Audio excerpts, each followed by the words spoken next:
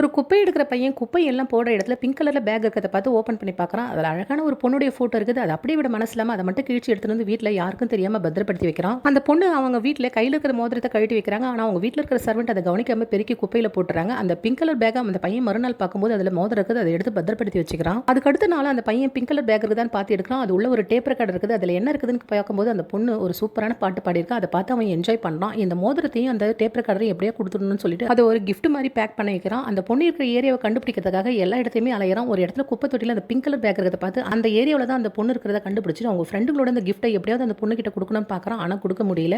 அந்த பொண்ணு அவங்க ஃபேமிலியோட பீச்சில் வந்து என்ஜாய் பண்ணுறதுக்கு வர அந்த இடத்துல அந்த கிஃப்ட்டை கொடுக்கலான்னு அந்த பையன் போகிறான். அந்த பொண்ணை பார்த்தோன்னே பயந்துட்டு அந்த கிஃப்ட்டை அங்கே போட்டுட்டு போயிடறான். அந்த பொண்ணு ஓடி வந்து அங்கே பார்க்கும்போது அவன் மிஸ் பண்ண டேப் ரெக்கார்டரும் ரிங் இருக்குது. அதை பார்த்து ரொம்ப ஹாப்பியாகிறா. வீட்டுக்கு எடுத்துகிட்டு வந்து அந்த டேப் ரெக்கார்டர் இருக்கிறத பார்க்கும்போது அந்த பையன் அந்த ஏரியாவில் தான் நான் குப்பை எடுக்கும்போது தான் அந்த கிஃப்ட் கிடைச்சது.